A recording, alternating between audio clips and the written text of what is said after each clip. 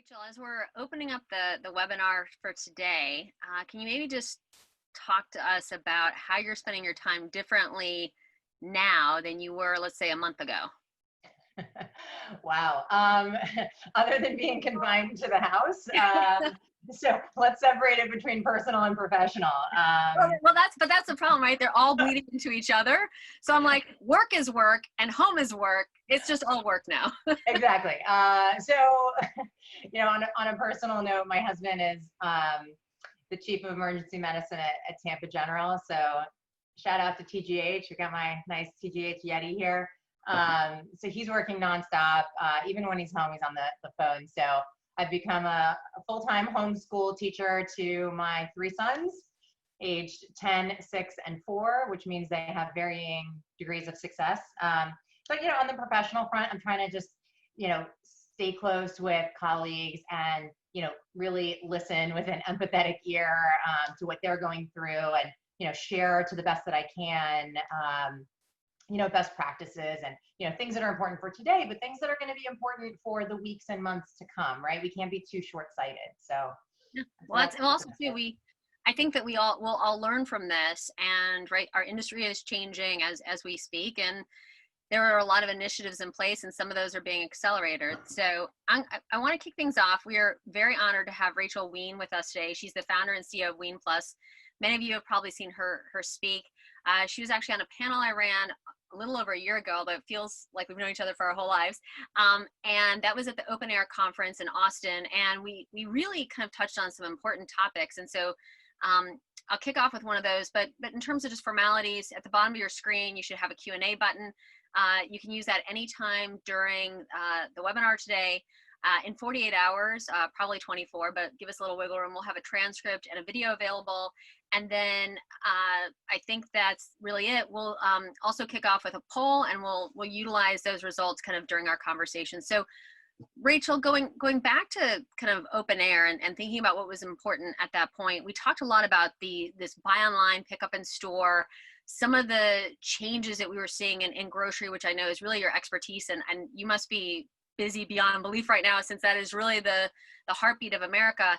What are you seeing in terms of, I know Kroger has launched a complete clickless store. I mean, we're seeing some real innovation, and it's ramping up very quickly. What can you tell us about the state of the grocery industry, and how is it different right now than what you expected?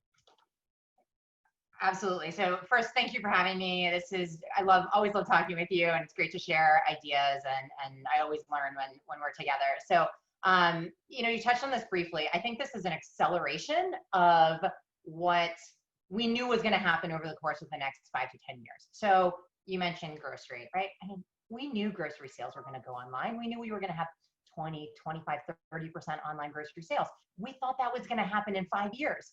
It might happen in 5 months, right? It might happen in 10 months. So these are the kinds of things that we're seeing an acceleration in. And look, the thing about grocery, we know everyone needs milk and eggs, right? So we know that now more than ever. But there's a certain feeling where if you're successful, maybe it's harder. It's, what is it, Clay Christensen's Innovators dilemma, right? If you're doing a good job, it's hard to really disrupt your own business model to go and do something completely different. So I think we saw that a bit in grocery, where we knew we had to go online. We knew we were going to need delivery options like Instacart. We knew we were going to need micro and macro fulfillment. So we're trying, Ocado or Takeout or Fabric, right?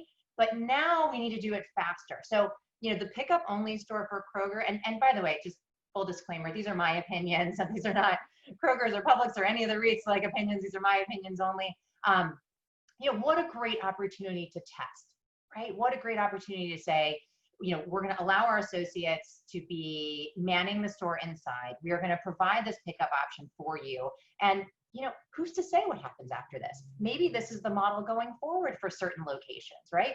We had talked a month ago, there will be dark store fulfillment. There will be hybrid stores where some of it is customer facing and some of it is fulfillment. And this can really accelerate that. And I think the customer is a lot more forgiving, right? So 3 months ago, 2 months ago, you ordered online with Instacart and you didn't get just the right tomato, and you were probably pretty upset. And now I think people are a lot more empathetic that it's tough out there. So I like this as a way of getting over some of that hurdle.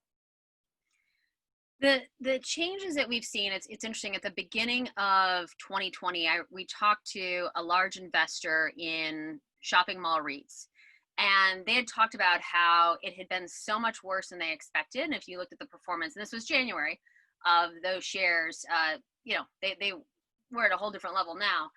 But their concern at that time was these grocery anchored centers, right? If we started to see more and more move online, what was going to happen with these grocery anchored centers? And obviously that plays into a few REITs in particular. What are your thoughts in terms of, and this has been completely accelerated. So what happens now?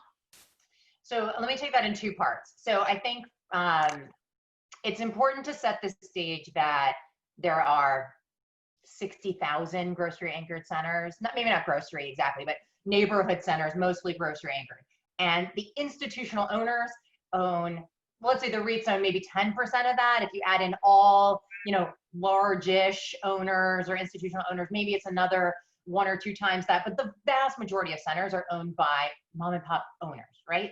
So the investor community is looking at a different subset. So I think that's important to set the stage.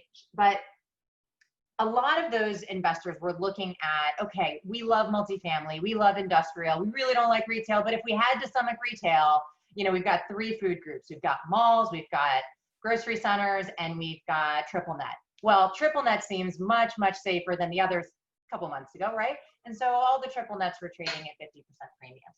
And I think, what I was saying back then, and it's the same thing that I say today, and what I've just said, which is we need milk and eggs, right? So how do we think about essentials and the different things that are going to be driving us there in the future? And I think it's similar today. Obviously, we're in a very unique position, but the things that are going to get us up off the couch when we're able to get off the couch, those are the same things in the future, right? We obviously the service tenants, which is where a lot of grocery anchor and landlords have moved towards. Those service tenants are closed today.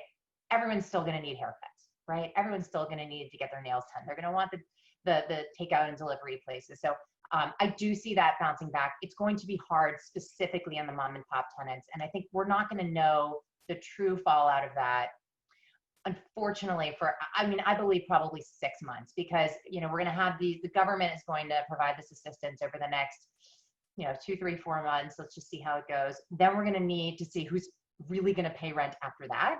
And that's when we'll really get a sense of what's happened in the institutional space. What are you seeing in terms of innovation right now? And is that accelerated, and where is it accelerated, and how is that helping to drive top line? Ooh, innovation. I think we're going to continue to see it in the delivery and fulfillment space. Some of these things are not rocket science, but a lot of the restaurants that had not gone to delivery or not gone to online order collection are now doing that faster. I think we're going to continue to see innovation in house brands. As margin is squeezed in many sectors, especially, CPG and grocery. I mean, there's going to be more margin opportunities there for owned brands. Kirkland is a $38 billion brand that's huge for Costco. Simple Truth for Kroger, a couple $2 billion. Target's Good and Gather brand doing fantastic in their first year. So I think we'll continue to see that. And also, let's take it maybe a different way, the monetization of intellectual property. So, we talk about this a lot. I mean, obviously, Amazon Web Services is, the mother of all examples of using intellectual property. But you look at a Starbucks mobile order and pay, it is clearly the gold standard for mobile order and pay. And now they are licensing that to other restaurants. Certainly they're licensing it to SIBO and other airport facilities.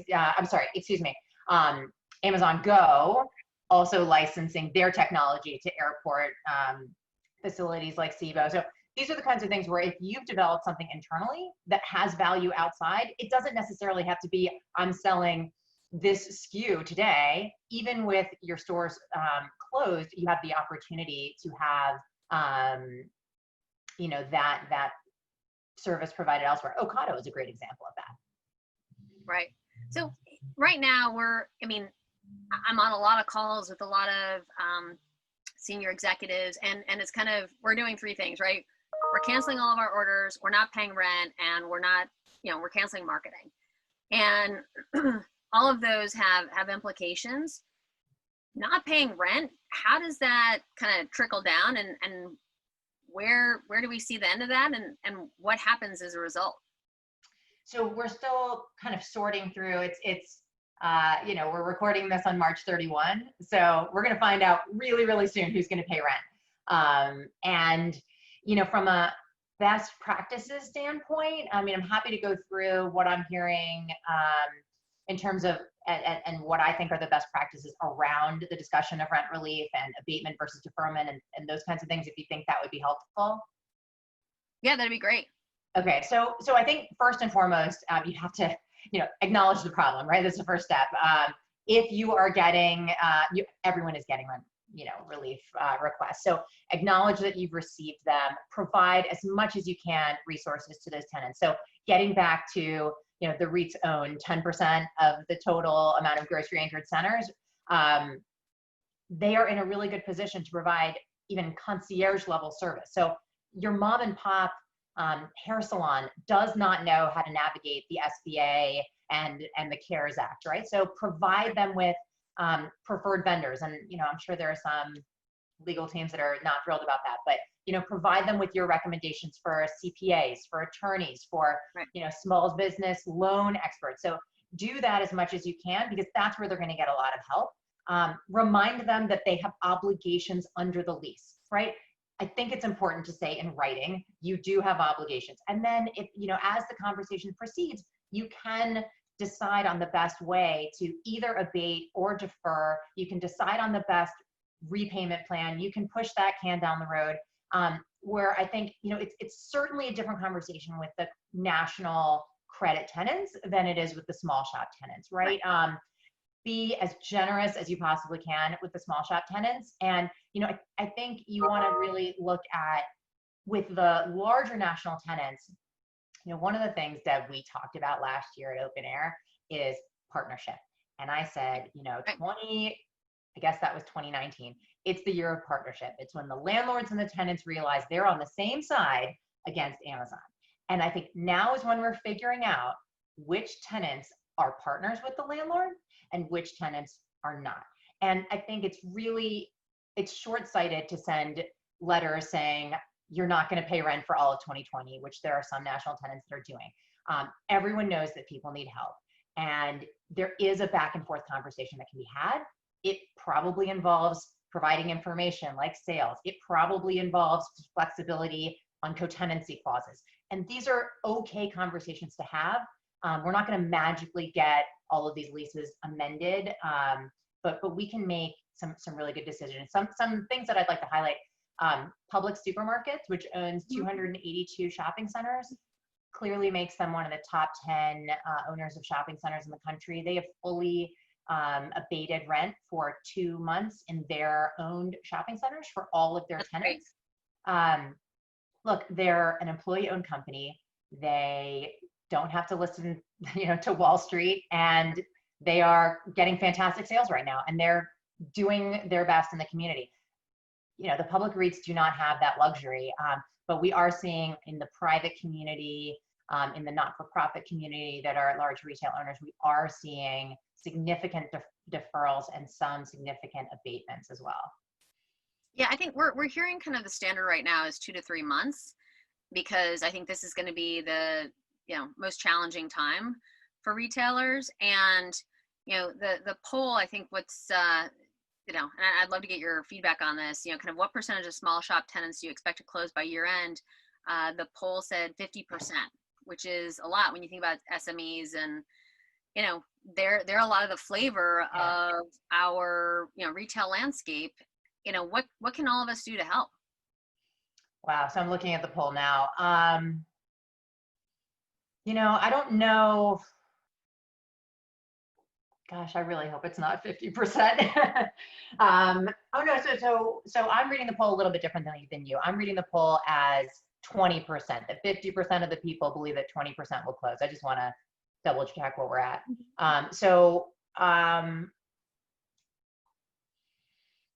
Yeah, I think it's going to depend on what the government support is going to be, because let's not forget that rent is such a small percentage of what these tenants' expenses are, right? So the vast majority are going to be labor expense, other supply expenses. So to the extent that the landlords can help, that's great. But really, the bulk of the difficulty is going to become it's either going to be abated by the government or it's not. So what we have now, I mean, I don't know that anyone expects that this CARE Act is going to be the last of government's actions, right? So that was decided on when we thought maybe 2 weeks, 3 weeks. I think we are going to see additional action from legislature that's going to push these benefits out, as you said, 2, 3, 4 months. And that's what we're going to be dealing with, because the question really is going to be how quickly are we going to come back to some sense of normal? And maybe, Deb, I don't know what kind of feedback you have in the Asian markets. Some countries are going back much quicker, some much slower. So I don't know how we can learn from those communities to see how quickly are we going to feel comfortable with doing some of the things we used to do. Well, I think that, right, and I'm sure you saw the PMI number came out of China yesterday, basically back in recovery already. But in China, right, we didn't have any layoffs, and so that continued demand. Right. And I think it was just a whole different kind of safety net as well. And also because the online is so much more sophisticated, and I don't mean just in terms of percentage, it's also, right, like live streaming and, kind of social commerce and, kind of KOLs who are influencers here, but also KOCs, right, like key opinion customers. Yeah. And this idea that we can all learn from each other. And that, I think, is an opportunity for all of us during, the next 2 months. But we'll see some retailers develop those capabilities, and they'll do it in their own way. But I do think that's an opportunity to keep consumers engaged, whether they're, able to consume right now or not. I mean, I know there's a lot of concern over being able to, especially on the discretionary side, to get goods now, right? Because, warehouses and this, that, and the other. But I do think that consumers want to support these retailers and would be willing to take delivery in 2 or 3 months. So I do think that there is, right, we all, right, if we go back and learn anything from 9/11, right, it was like, get out and shop, support retail.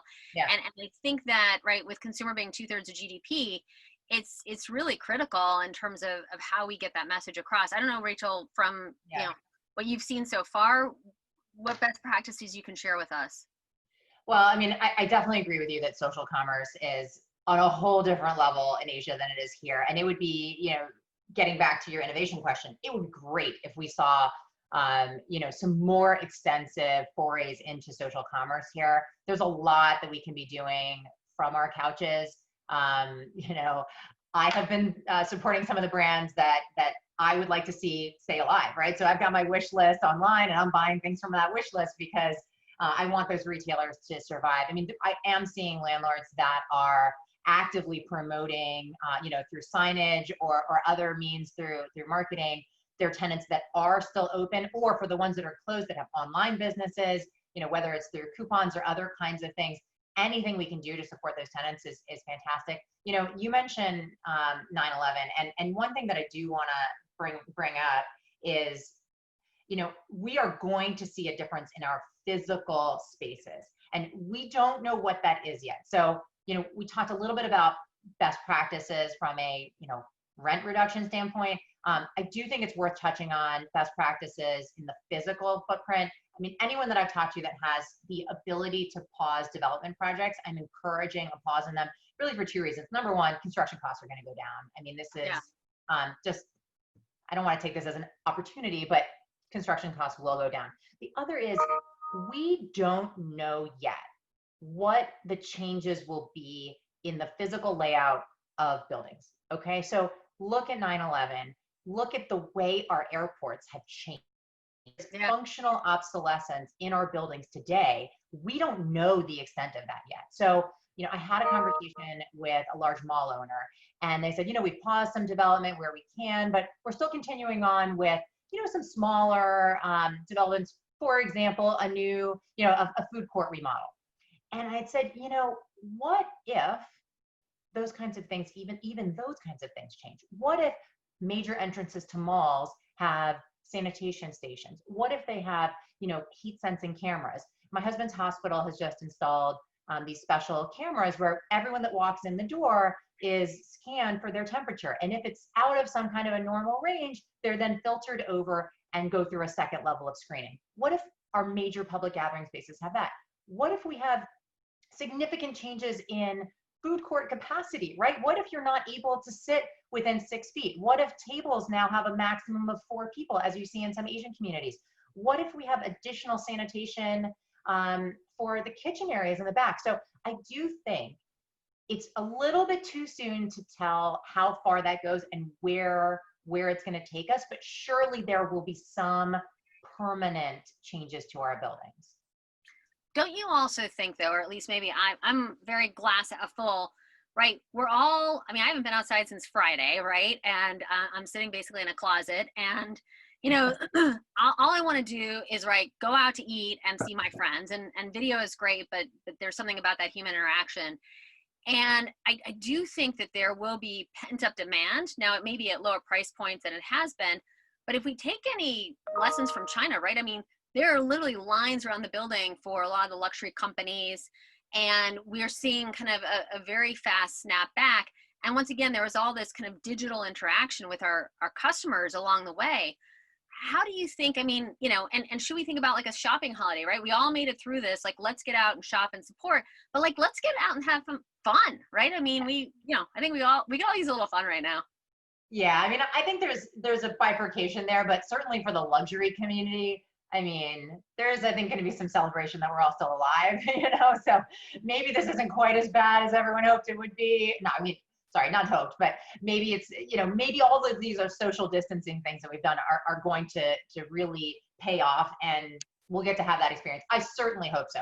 I hope communities like Hawaii, where 40% of their economy is tourism, I hope they're going to get these luxury shoppers back, and they're going to be buying, 400 Hermes bracelets at a time. So I think it's certainly possible. Maybe we need some new Singles Day type holiday.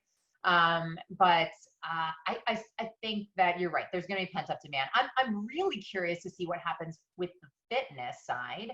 We have a lot of subscription, even in-person subscriptions like in Orange Theory that are now providing online classes. I think we'll probably see the shift for some SoulCycle users to now buy a Peloton bike. Those people will not be going back to SoulCycle right. because there's no sense in paying for both. But I'm not sure that I have enough information yet to really make informed guesses. But I do think that there's going to be some self-care and some some thinking about those things and some acting on this. I personally am mostly supporting CPG companies right now, but even with those, recent numbers we have, General Mills reported cereal sales up by 50%, ConAgra 100% increase in sales, and so that's a little bit of a shift. It's a little bit of a shift away from fresh that we've been seeing in the recent years. Right. Well, but it's really interesting, right? If you think about it, according to our numbers, right, food at home and food away at home are about a $1.1 trillion industry here in the U.S. And if you think about half of that, just about half, right, has been at home. And now for the most part, it's all at home, right? And now those are at lower, kind of out the door prices, if you will. We assume about 1/4, but that's still a huge amount of volume moving into a channel that is, I think, doing an amazing job at handling this fluctuation. Maybe you could talk about even just best practices you've seen and how these companies are handling this huge increase in volume, and what kind of interesting approaches have you seen them take as it relates to their physical stores? Gosh, we have sneeze guards now at cash registers, right? So just about everyone in the country, but I've seen some additional moves to self-checkout that had maybe been a little bit hesitant to use that before. Some of this has just been keeping up with demand. So I think the grocers have really done such a fantastic job. The existing associates, new associates, the way they've been you know, having special hours for vulnerable populations, the way they've been sanitizing. You know, I don't know that I can give an exact answer on what are they doing to change right now. It's really about living the values that they've always had, but doing it in a way that is just above and beyond. So, you know, I shop locally at Publix here near my house. Obviously, I'm close with that team. The Kroger associates also. I mean, they are doing everything that they can to continue to keep this country fed. And I think there's no amount of thanks that we can really give them that's sufficient. So I think that's important there. The food at home, food away from home, you know, there's some nuance there. There's certainly, you know, Blue Apron, everyone was ready to write them off. You know, now all of a sudden, like, people want to have that at home. But I think this move from fresh to prepackaged is interesting. You know, people want comfort food. I ate an entire box of Cheez-Its yesterday. So, you know, people want to have these things that, you know, Kraft mac and cheese and, you know, frozen meals. And, you know, what you know for sure is nobody sneezed on that tomato, you know. So I'm finding that I'm buying prepackaged things more.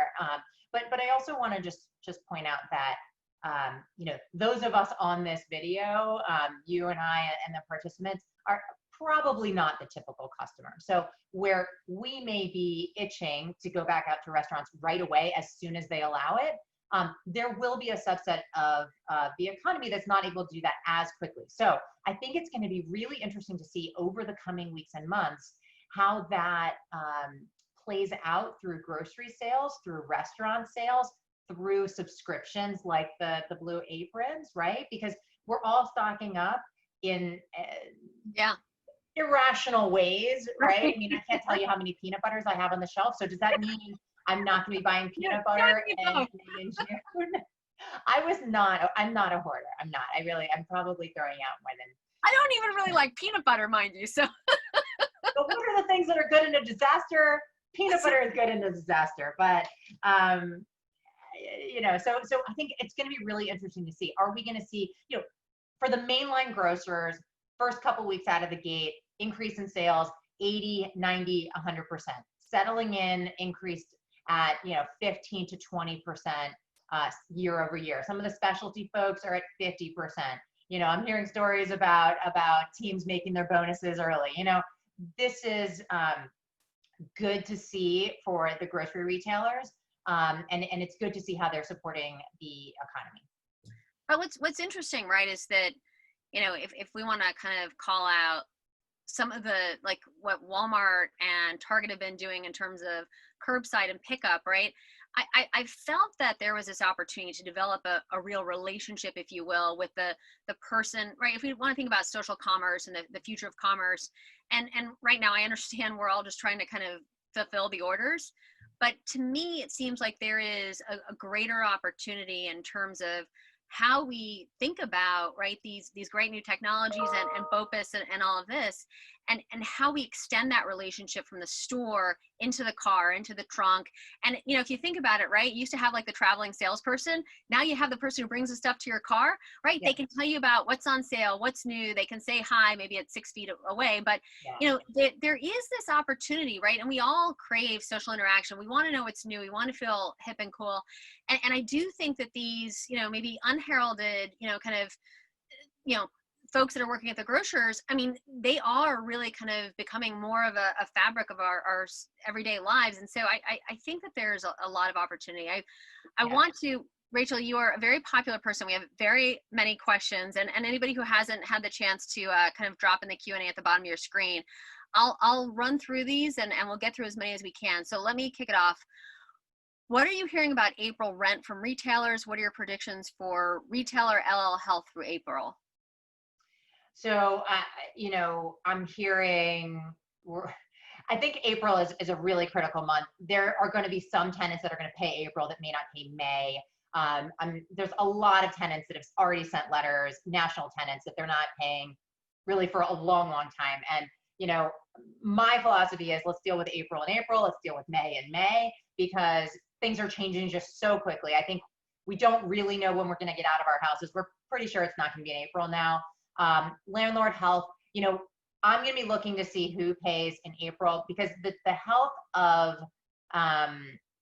these landlords, it's going to be delayed a little bit, right? So we're not going to know some of this for some time. I wish I had more to share. I will say that, there's some sense, even if you're open, your sales are still dramatically changed, right? Yeah. Groceries up, restaurants are down, even if they're doing takeout. So I think we really need to bucket the tenants into categories and deal with them. If you can't deal with them one-on-one on each individual tenant, at least deal with them in categories. Multifamily has the Fair Housing Act. They have to deal with everyone the same. Retail doesn't have to deal with everyone the same. Right. Right. That has been 15 days late on their rent forever and ever and ever, and now they want these special deals. You don't have to deal with them the same way that you deal with someone that has always paid on time and has been fantastic and is now in a tough spot. Thank you. What effect will online order models have on the breadth of category product offerings we now take for granted? How will new products break through? Great question. It's interesting. I've always I'm curious to see how some of those like last minute things like gum and Tic Tacs, like how do some of those things fare, those impulse buys? I haven't seen the online orders and just the algorithms and predictions be great with that, right? You put hot dogs and hot dog buns in your cart. Why isn't it just asking me for ketchup and mustard, right? So I do think that I think that's a function of the prediction modeling, and I don't think that we were even close there. So I'm a little bit concerned, as maybe the person that asked the question is. Too soon to tell. All right. What are your views concerning co-working, flexible workspace in the mall environment? COVID-19 crisis is making companies rethink dense urban core locations for the office. So this is interesting. I think there's a couple of different things. Number one, the idea that we were all going to be in 100 square feet per person, maybe that's not such a good idea. However, I am of the opinion that all you know for sure about your office space is that you either have too much of it or too little of it. It's virtually impossible to have the right amount of office space. So what I like about co-working or just generally the flexible office space is it allows the company to be able to grow and shrink with their needs. What if we need more in Nashville and less in Charlotte, or vice versa, right? So to be locked into 10 and 15-year leases is challenging. So I think people might be more hesitant to be in a co-working space, but to have your own dedicated space that has flexible terms, I think we're going to be looking for that more and more, because it's a fixed cost that, with the new lease accounting measures, you're having to account for these long-term leases. And I don't know, I don't think we have the ability to model our personnel needs well enough to adhere to those kinds of long-term lease terms for office if we don't have to. Okay, this one's a bit tougher. Simon just announced huge furloughs. Care to comment? And they also announced layoffs as well. What are your thoughts? Simon Malls? Simon. It comes on the heels of major announcements from the department store retailers and other apparel retailers. I'm really concerned about the apparel space. So at the beginning of this call, we talked about accelerating what is happening over the course of 5 to 10 years. Department store retailers, apparel retailers, they've been struggling. This is not a surprise to anyone. I think they all thought they had more time, right? And the messaging that I've been using around some of these new formats and whatnot is, this looks great if they have enough time for it to work. And, for some of these retailers, unfortunately, the time just may be up. So what does that mean for a mall operator? Today, tomorrow, it doesn't look good. I think they're going to be looking to the government for support. And if the government doesn't give it to them, the market's going to take care of itself, unfortunately. In terms of functional obsolescence, what are the opportunities here going forward?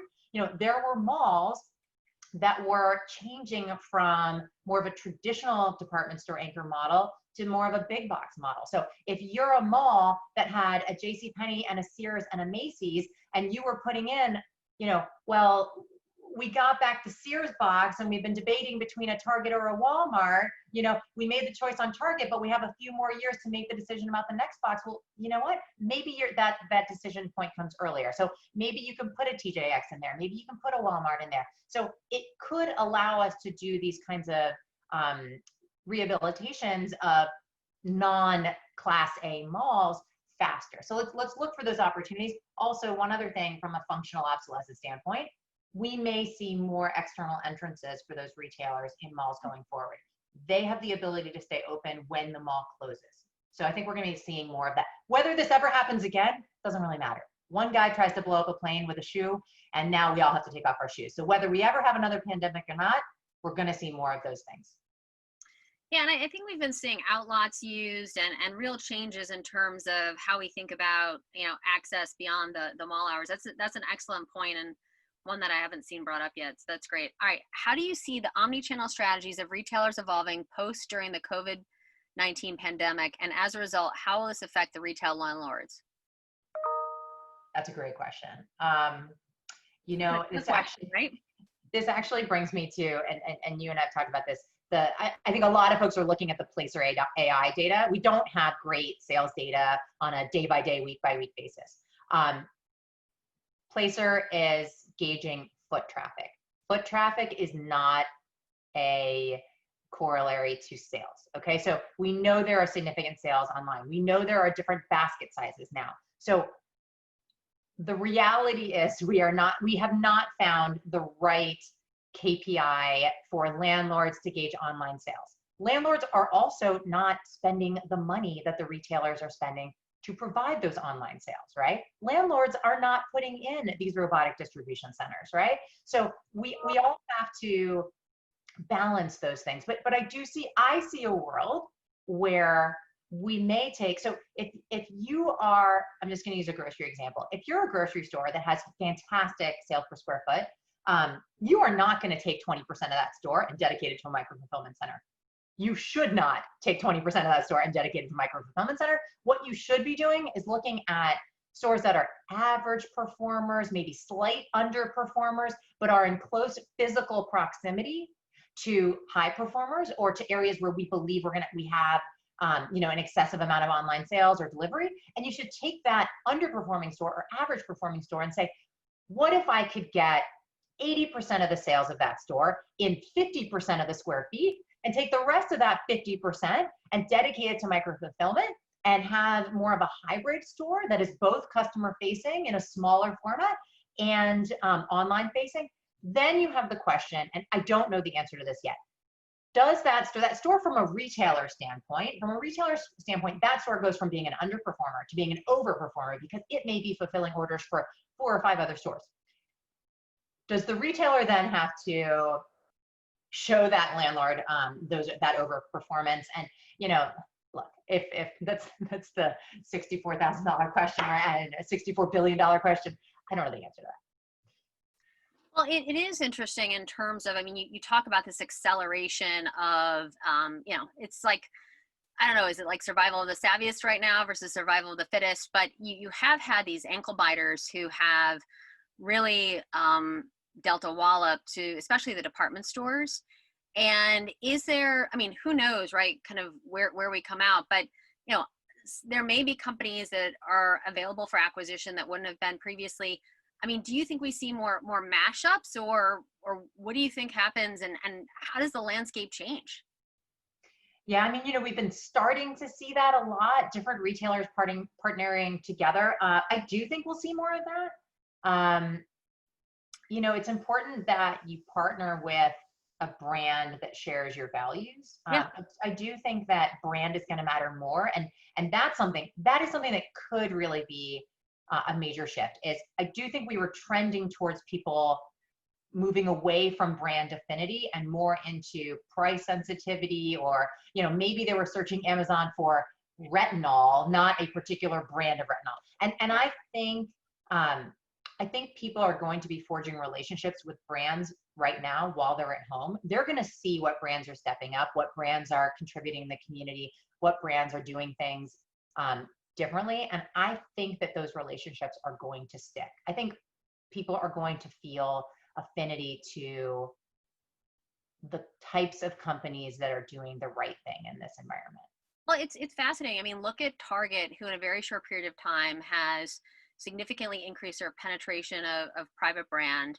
And, some of those brands have real meaning and have changed the lives of people, like Cat and Jack, which is adaptive. So I think that we're still early in this journey. We've definitely, if the brand has strong DNA, I think it's resonating incredibly well.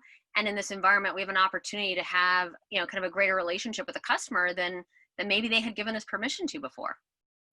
Yeah. I mean, I think it's also going to come down to, who do you want to invest in? What are the retailers that are going to win? That's the same bread and butter as it's always been. It's right. The companies that have been diligent and thoughtful in maintaining a strong balance sheet, right? And those are the companies that are able to withstand the storm. They are going to be the ones that are going to be partnering with the other retailers in those same categories now. And I think we're going to see a massive bifurcation between retailers that, were able to withstand a rainy day and those that were not. So we might see big fallout in the direct-to-consumer brands and those newer brands that, it's been scale at all costs. And, they just don't have a runway to withstand these kinds of storms. Probably we'll see some acquisitions of some of the major brands, acquiring some of those smaller struggling brands. And that may be how we see these mashups, right? Right. All right. So great question. On the retail side, have you seen any retailers that are continuing to push forward on new deals and store openings? No. I have, I'll tell you. So of the retailers I've spoken to, there are many who had new stores, new formats in process, and everything is, well, also too, if the mall is closed, there's not a lot that can be done. And a lot of, kind of non-necessary construction is also stopped. So yeah, I would, exactly what you said is what we're seeing. All right, we have a lot more questions, so I'm going to talk a lot faster. In light of some forecasts projecting unemployment rates hitting anywhere from 15 to 30%, will this force landlords to adjust rents that better represent the reset to new levels of demand? Maybe, but I think it's going to be both unemployment and physical footprint changes. So this kind of gets back to some of the restaurant things, so I'm going to go out and I'm going to shop. I'm going to go out and I'm going to eat at restaurants as soon as I can. If I had lost my job, if I was, not able to do that, it's going to happen. If I was a restaurant and I had 10 servers and now all of a sudden I only need 6, even when we're all back out, I only need 6 servers and it takes 6 or 8 months for me to get back to needing 8 servers or 10, that's going to have a drag on the economy. The other thing is, if we end up with occupancy requirements that are less, right? So rent is generally a function of sales. If all of a sudden my restaurant maximum capacity is half or a quarter of what it was before because the government regulates that we have to have new distancing guidelines, or I'm Best Buy and I'm only allowing 10 people in my store at once, these are the kinds of things that are going to have a massively negative impact on sales.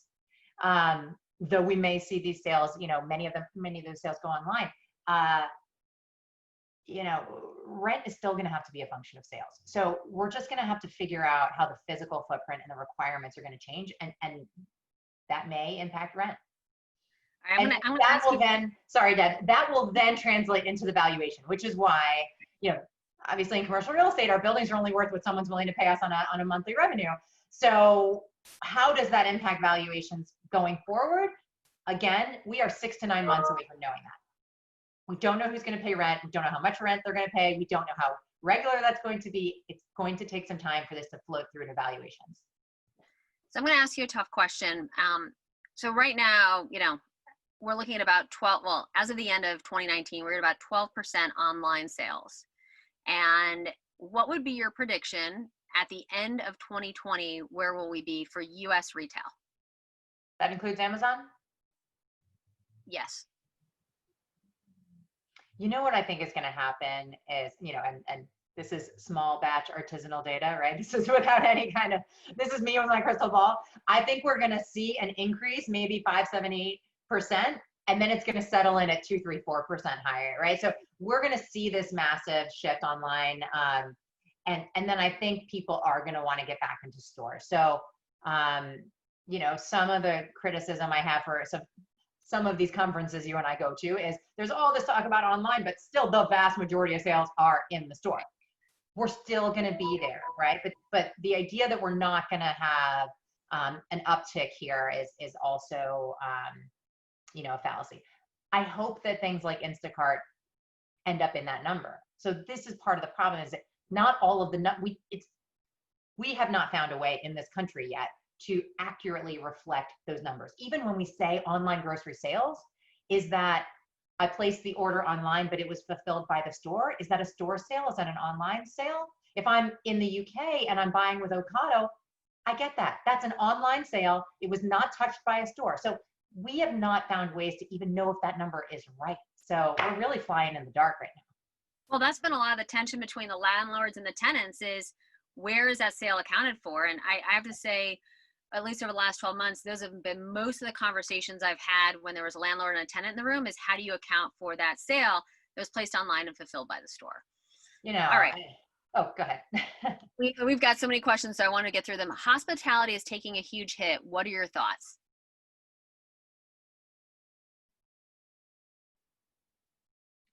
I don't know enough about hospitality. Let's. I'm going to pass on that one. Okay. Rachel, you mentioned landlords as partners with tenants. What do you see as this is a great question, first three things that tenants and landlords should be partnering on for ongoing success once the curve is flattened and stores reopen? Thank you. Transparency of sales. Flexibility with co-tenancy. Shared marketing budget. Great. All right, you heard it here first, folks. All right, last question. What do you see as the long-term effect to restaurants, mix of dine-in versus takeout, relating to the value that local restaurants bring to landlords and commercial centers? Yeah, I mean, I love the recent change to having local restaurants. I think it would be fantastic if landlords were able to help those local restaurants and shepherd them into ordering online and fulfillment in that way that the national guides have been doing for a long time. When we get back to how does the store look different, how does the restaurant look different, any opportunity that we have to provide, even in our physical spaces, the ability for separate entrances for takeout or staging areas. I think we're going to see a lot more of carry out and dining at home. And that's going to be something that's going to change the way our stores look. And anything that the landlords can do to help shepherd that process, I think will be great, because every sale is a sale that we want to have. And it really enables us to be able to double, triple, or more the capacity of that restaurant. All right, my last question, and then we'll leave you for closing thoughts. As we're all here together on the phone and webinar and whatnot, what do you think that we can all do right now to really help retail? I think we should be doing everything we can to reach out to all of our tenants, large, small, national, local, and see where we can be of service to them. Our job as owners is to be of service to our communities and to be of service to our tenants. And we need to keep that in mind, and we need to provide as much guidance as we can. And even within our community, if you are a national retailer that is open and you can provide service to other retailers, in the centers where you're operating, if you're a national landlord and you can provide some best practices to some mom and pop owners of real estate, we are, for better or for worse, in this together. And I think that we're all going to learn a lot, and we're going to be able to take that forward. So I think that's really important. One other thing, and this is maybe slightly selfish, if any one of your tenants or your service providers has medical equipment, personal protective equipment, and you can either sell it or donate it to your local healthcare professionals, for the time being, doctors and nurses, they have what they need. A lot of the folks do not have what they need, and some of those are the environmental support staff, the transporters, the paramedics, the fire departments. So anything that you can do in the community, please do that. Great. Rachel, thank you so much. We really enjoyed this and learned a lot, and look forward to having you again soon. Thanks, Deb.